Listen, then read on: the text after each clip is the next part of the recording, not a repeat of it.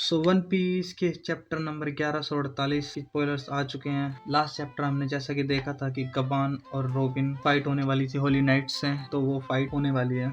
जैसा कि हमने सोचा था कि होली नाइट्स वाले इमोर्टल हैं, बट गबान ने कुछ ऐसा किया है जो कि उनकी इमोर्टैलिटी पे सवाल खड़ा करता है। तो चलो चैप्टर शुरू करते हैं। वन पीस के चैप्टर नंबर 1148 के स्पॉयलर्स, उसका टाइटल है रोनिया। तो स्टार्टिंग में हम जाते हैं कवर पेज पे, जिसके अंदर हमें वापस वानो ले जाया जाता है और हमें दिखाया जाता है कि उल्टी और पेज वन दोनों यामाटो के अंडर काम करना चाहते हैं, बट लेकिन यामाटो उसको मना कर देती है। तो इसी करके वो दोनों छुप छुप के यामाटो को फॉलो करते हैं। बेसिकली कवर स्टोरी के अंदर कुछ ऐसा है कि यामाटो कावामात्सु से मिल रही है और उसके पीछे पेज वन और उल्टी छुप छुप के उसको देख रहे हैं। तो अपनी कवर स्टोरी यहीं पे एंड होती है। अब मेन स्टोरी पे चलते हैं। Ganko force Dronia the girl introduce last chapter to the cliff edge threaten to kill her if the giant don't obey the holy knight. Ganko एक लड़की को फोर्स करती है और उसको है ना एक पहाड़ी के एकदम एज पे लेके जाती है और जायंट्स को फोर्स करती है, धमकी देती है कि हाँ भाई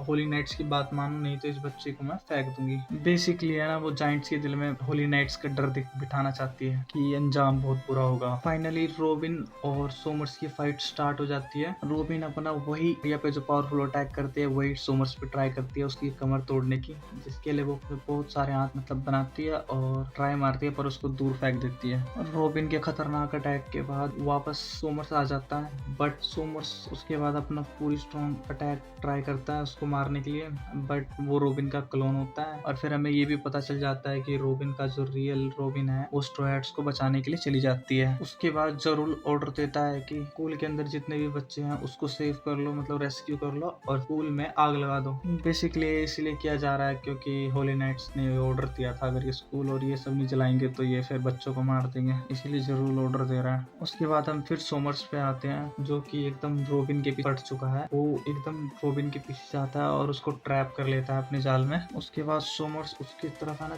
चारों तरफ अपना है ना मतलब थ्रोन्स फैला देता है जिससे रोबिन एकदम ट्रैप हो जाए। और उसके बाद ना उसके ऊपर रोबिन के ऊपर एक डेडली अटैक करता है, बट उसी बीच अचानक से गवान आ जाता है रोबिन को बचाने के लिए। और गवान आते ही सर सबसे पहला पता है क्या काम करता है, एक खतरनाक अपनी एक्स से स्लैश करता है जिसमें सोमर्स के हाथ कट जाते हैं। जैसा कि हम जानते हैं कि होली नाइट्स इमोर्टल हैं तो वो अपना हाथ रीजनरेट कर सकते हैं, बट यहाँ पे एक चीज होती है कि गबान के अटैक के बाद वो अपना हाथ रीजनरेट नहीं कर पाता है। तो देख रहे हो ना रोजर के पायरेट्स का कमाल। अब ये समझ जाओ अगर फ्यूचर में अगर कोई जैसे कि होली नाइट्स हो गए और फाइव एल्डर्स हो गए या फिर ईमू हो गया, इन सब अगर ये इमोर्टल हुए तो इनकी तोड़ है लूफी के पास, क्योंकि अब गबान इनको सिखा देगा ना ये चीजें। अब जैसे कि गबान का अटैक देखने के बाद हमें ये तो पता चल गया है कि गबान जानता है कि कैसे इनको डैमेज किया जा सकता है, और हमने ये पहले प्रिडिक्ट किया था कि हाँ भाई गबान लूफी को कुछ ना कुछ तो सिखाएगा। तो अब हमें ये तो पता चल गया कि गबान लूफी को क्या सिखाएगा। तो गबान के स्लैश के साथ ये स्पॉयलर्स खत्म होते हैं तो और नेक्स्ट वीक ब्रेक भी है, सो सस्पेंस छोड़ दिया उन्होंने।